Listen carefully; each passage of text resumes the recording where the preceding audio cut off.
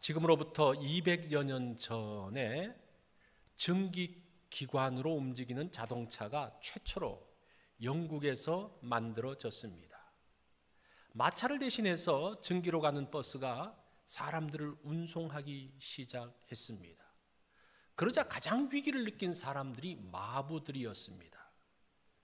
이 말을 모는 마부들은 일거리가 잃게 될 위험에 처하게 되자 자동차를 반대하는 시위를 시작했습니다. 이런 상황에서 영국 의회는 마부들의 생존권을 보호하기 위한 법을 만듭니다. 그것이 붉은 깃발 법입니다. 그 내용을 보면 말과 마주친 자동차는 정지해야 하며, 두 번째는 말을 놀라게 하는 연기나 전기를 내뿜지 말아야 한다. 세 번째, 교외에서는 시속 4마일, 시가지에서는 시속 2마일로 속도를 제한한다. 당시 자동차의 그 스피드가 20마일을 달릴 수가 있습니다. 10분의 1로 제한을 했죠. 2마일은 사람이 걷는 속도입니다. 네 번째, 자동차는 운전수, 기관원, 붉은 깃발을 가진 세 사람이 있어야 하는데, 붉은 길을 가진 사람은 자동차의 앞 55m 앞에 서서 차가 온다는 것을 알려주기 위해서 붉은 깃발을 흔들었습니다. 밤에는 붉은 등을 가지고 흔들었습니다. 이 차가 사람을 걷는 속도로 가라는 법이었습니다.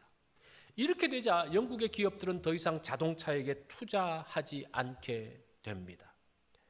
마부들을 보호하기 위해서 만든 이 법을 만든 지 30년 만에 폐기가 됩니다. 왜냐하면 더 이상 보호해야 될 마부들이 없었기 때문입니다. 남은 것은 뒤처진 영국의 자동차 산업이었습니다. 영국은 최초로 자동차를 상용화한 나라였지만 산업혁명의 핵심인 자동차 산업을 스스로 포기하고 말았습니다. 그때의 프랑스, 독일, 미국이 자동차 산업을 꽃피우기 시작했습니다. 뒤처진 영국은 이들을 따라잡지 못했습니다. 자, 변화의 시대에 새로운 운송기관이 나왔습니다. 마차보다 더 빠르고 편리한 것이 나왔습니다. 그러나 사람들은 거부합니다. 이때에 국가가 대안을 제시하는데 중요한 것은 바른 대안을 제시해야 한다는 것.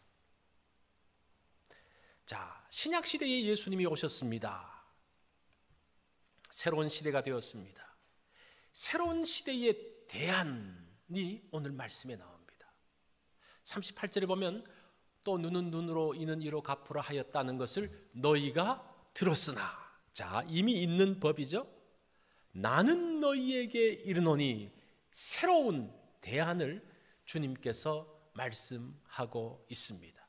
자, 오늘 이 말씀이 새로운 시대, 신약으로 바뀌어지는 예수님의 오심으로 인한 새로운 시대가 왔음으로 인한 새로운 대안이 주의 오늘 본문의 말씀입니다. 눈은 눈으로 이는 이로 갚는다는 것은 구약의 계명입니다. 이것은 나쁜 것이 아니죠. 그런데 주님은 새로운 말씀을 합니다. 39절로 41절에 보면 누구든지 내 오른뺨을 치거든 왼편도 돌려대며 또 너를 고발하여 속옷을 가지고 하는 자에게 겉옷까지도 가지게 하며 또 누구든지 너를 억지로 오리를 가게 하거든 그 사람과 심리를 동행하고라고 말씀합니다. 자, 눈은 눈으로 이는 이로 갚는다는 것이 나쁜 것입니까? 그렇지 않습니다. 이것은 고대 사회의 아주 발달한 법이었습니다. 이것을 일컬어서 동해보복법, 동일하게 해를 받은 만큼 동일하게 해를 주라는 법입니다. 이것은 감정적으로 반응하지 말고 이성적으로 반응하게 하는 그러한 법입니다. 이럴 때에 복수의 고리가 끊어집니다. 눈은 눈으로 이는 이로라는 법은 복수 방지법입니다. 그런데 눈은 눈으로 이는 이로라는 말을 들을 때 어떤 느낌이 듭니까? 그만큼 복수하라는 느낌이 들죠. 지금도 이스라엘은 자기들이 아랍 세계에서 당한 만큼 그대로 갚아줍니다. 그대로 복수합니다. 복수하는 것으로 많은 사람들이 이해합니다. 그러나 이 법의 원래 의도는 복수 방지법이에요.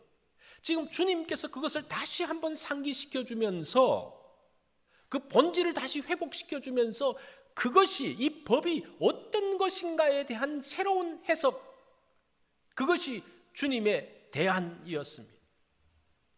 사실은 이 법은 현대에도 그대로 적용됩니다. 그리고 이 보복 역시 개인적으로 하는 것이 아니라 국가의 법을 통해서 해야 됩니다. 자신이 한 대 맞았다고 가서 한 대 때리는 것이 아니라 그 법을 통해서 그 사람을 심판하게 하는 겁니다. 동해보복법은 오늘날 재판에서도 중요한 원리입니다. 형벌을 내릴 때에 범죄한 양만큼 형벌을 주라는 것이 이 동해보복법, 눈은 눈으로 이는 이로의 원리입니다. 그래서 법정은 너무 무거운 형벌이나 가벼운 형벌을 하지 않아야 됩니다. 그래야지 죄를 공평하게 다룰 수가 있습니다. 이것은 정당한 겁니다. 눈은 눈으로 이는 이로. 이것이 이런 의도입니다. 그런데 예수님이 이것에 대한 새로운 대안을 제시합니다. 39절로 42절을 다시 한번 보겠습니다. 나는 너희에게 이르노니 악한 자를 대적하지 말라.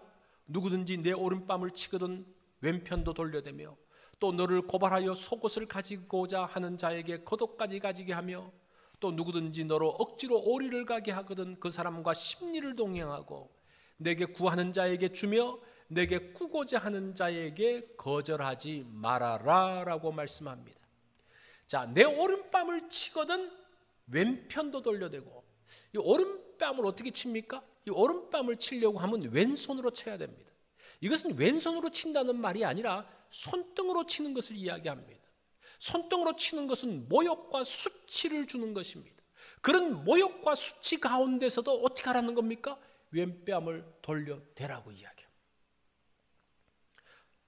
자, 법정에서 고소하는, 고발하여 속옷을 가지고 하는 자에게 겉옷까지 주라. 이 법정 고소하면서 자신의 것을 빼앗으려고 하는, 속옷을 빼앗으려는 자에게 뭐까지 주라는 겁니까? 겉옷까지 주라고 말씀합니다. 또 누구든지 너로 하여금 오리를 가게 하면 심리를 동행하라고 말합니다. 이것은 예수님 당시의 로마법에 있는 1마일 강제 노역법입니다. 그래서 로마 군대는 누구든지 어떤 사람이든지 그 자리에서 불러다가 강제 노역시킬 수가 있는데 얼마 동안 1마일, 그게 오리입니다. 그 오리 동안은 누구든지 잡아다가 일을 시킬 수 있는 겁니다. 자, 징발을 당한 사람은 자신을 해하는 점령국의 사람에 의해서 끌려가서 그 자신을 해하는 나라를 위해서 일을 한다? 얼마나 속상해요. 얼마나 불쾌합니까?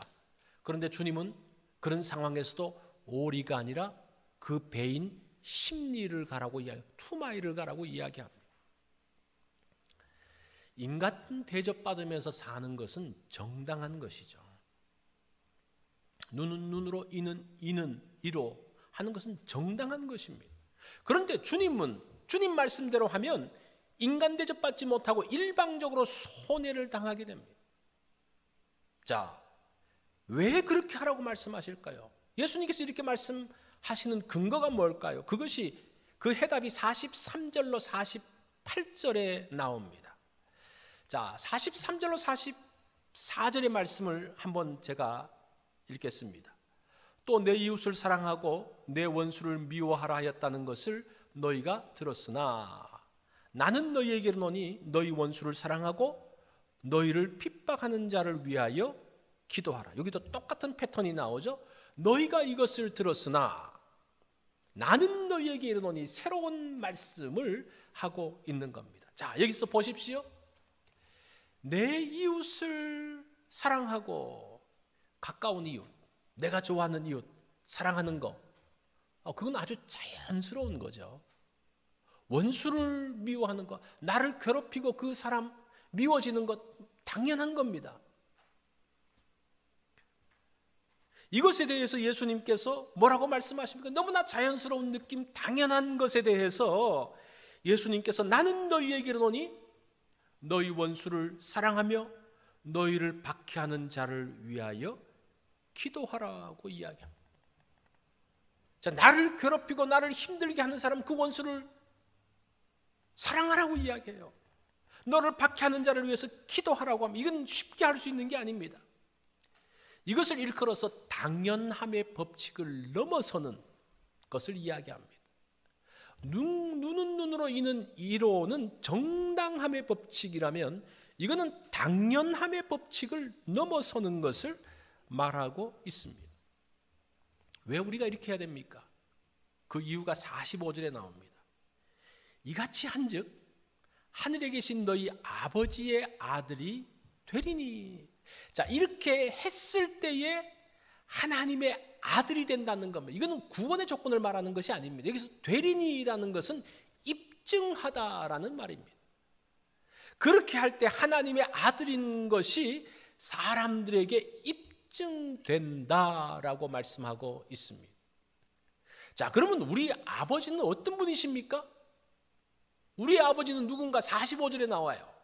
하나님이 그 해와 그 해를 악인과 선인에게 비추시며 비를 의로운 자와 불의한 자에게 내려 주심이라고 말씀합니다. 자, 하나님은 햇빛을 악인과 선인에게 똑같이 내려 주신다고 이야기합니다. 비를 의로운 자와 불의한 자에게 똑같이 내려 주신다라는 겁니다. 이게 무슨 말씀입니까? 아직 하나님은 악인과 선인에 대해서 판단을 보류하고 계신다는 말이에요. 우리가 봤을 때는 의롭고 불의한 사람으로 판단하고 있지만 하나님은 아직은 판단할 때가 아니라고 해서 보류하고 계십니다. 그래서 하나님의 은혜가 모든 사람들에게 계속적으로 임하고 있는 것을 말합니다. 계속 기회를 주고 계십니다. 그것이 하나님의 은혜라는 겁니다. 그래서 우리가 정당함을 넘어서 은혜로 간다는 것, 당연함의 법칙을 넘어서 은혜의 법칙으로 간다는 것이 바로 이러한 하나님의 성품 때문입니다. 하나님이 이러한 분이시기 때문에 우리가 당연한 것, 정당한 것을 넘어선 또 다른 하나님의 은혜의 자리에 갈 것을 말씀하고 있습니다. 자, 오늘 본문의 구조를 보면 두 가지로 나눌 수가 있습니다. 38절로 42절은 정당함의 법을 넘어 은혜의 법으로, 눈은 눈, 이는 이의 정당함을 넘어서는, 그것이 하나님의 아들이 해야 될 것이라고 말씀합니다. 43절로 44절은 당연함의 법을 넘어서 은혜의 법으로, 이웃을 사랑하고 원수를 미워하는 당연한 것, 그것을 넘어서는 것이 하나님의 아들이라고 말씀하고 있습니다. 39절을 보면 악한 자를 대적하지 말라고 말합니다. 자, 여기서 악한 자가 누군가가 중요하죠. 이 악하다는 단어를 보면 나쁜, 병든 그런 뜻이 있습니다. 그래서 마태복음 7장 17절에 보면 나쁜 나무가 나쁜 열매를 맺는다라고 할 때 이 나쁜이라는 단어가 부족한, 수준 미달의 뭐 그런 뜻이에요. 자, 그렇게 보면 악한 자들은 누군가, 여기서 말하는 악한 자들은 누군가? 이 악한 자들은 오른뺨을 치는 사람이고 고발하여 옷을 빼앗으려는 사람이고 억지로 오리를 가게 하는 사람들인데, 그 사람들을 우리가 볼 때는 악인인데 하나님께서 보실 때는 아직은 수준의 미달인, 아직은 무엇인가를 알지 못하는 미완성의 사람이라는 겁니다. 그것이 하나님의 판단 기준이라는 거예요. 그래서 아직은 미완성인 그 사람, 아직은 수준에 미달한 그 사람들에 대해서 평가하지 말고 기다릴 것에 대한, 하나님이 기다리시기 때문에 너희도 기다릴 것에 대한 말씀을 하고 있습니다. 자, 원수 사랑에 대한 그 말씀에서 하나님의 관점을 가지라는 겁니다. 하나님의 관점을 가지면요, 새로운 것들이 보이기 시작합니다.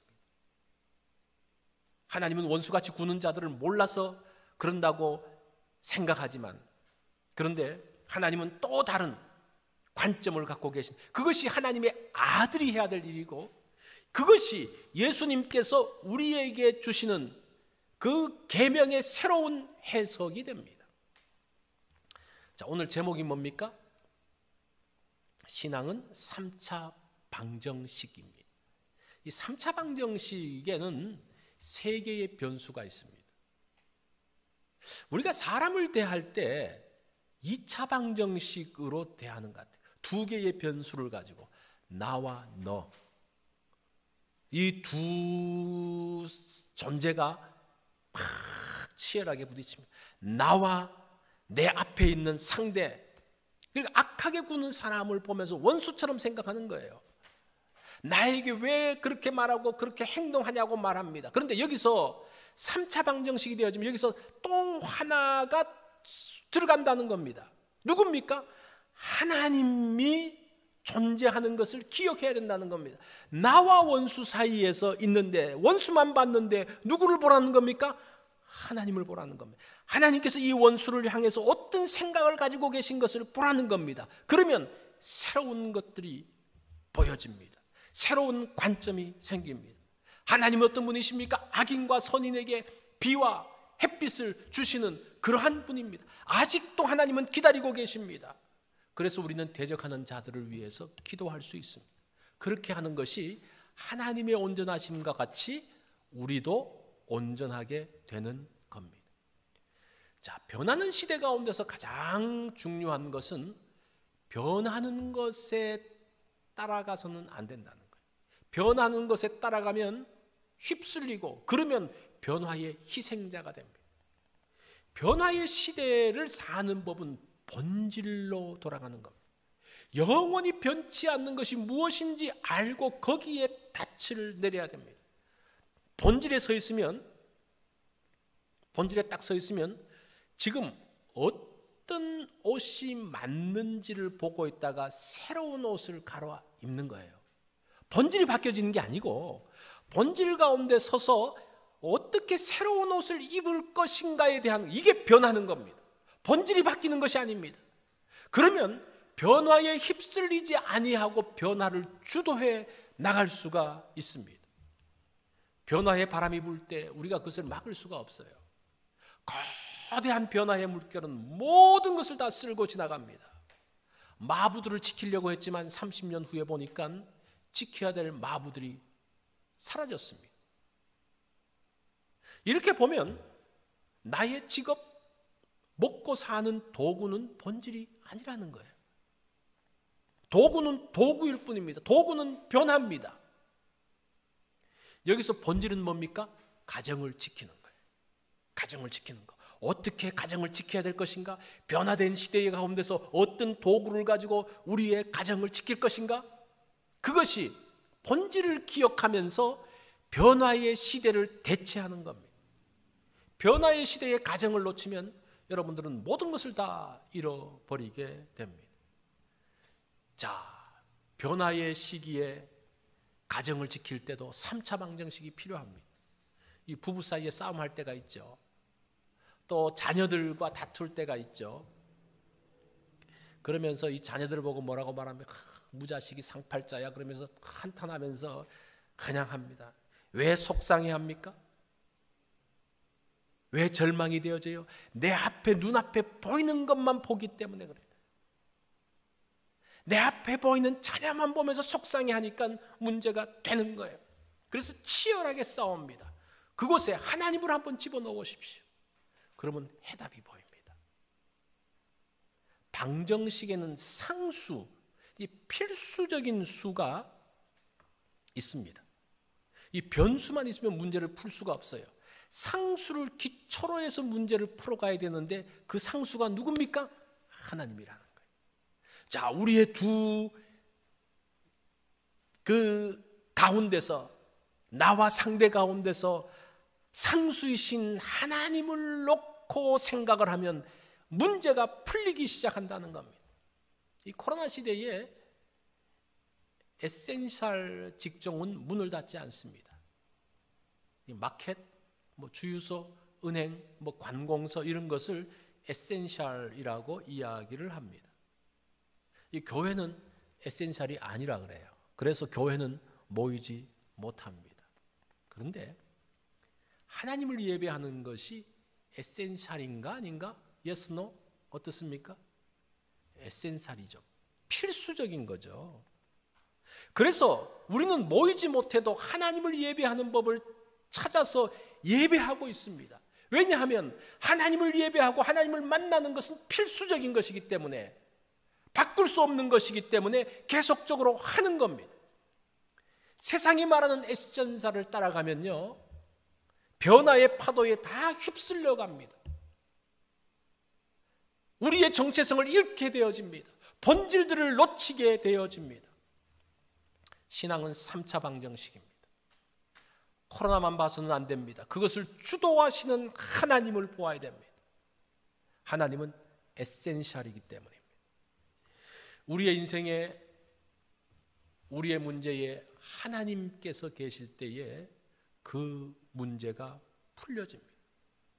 코로나는 이 시대를 변화시키고 있습니다. 이때에도 함께 하시는 하나님을 기억해야 됩니다. 우리 인생도 3차 방정식입니다. 우리 인생의 하나님은 필수적인 요소입니다. 그럴 때에 우리의 인생의 문제는 새로운 관점으로 볼 수 있고 그때에 문제가 풀려집니다. 여러분, 우리의 신앙은 3차 방정식인 것 기억하십시오. 그럴 때에 우리가 이 변화의 시대에 휩쓸리지 아니하고 우리 자신을 지키면서, 우리의 신앙을 지키면서, 우리의 중요한 것을 지키면서 이 시대의 변화에 대처할 수가 있습니다. 우리 다 같이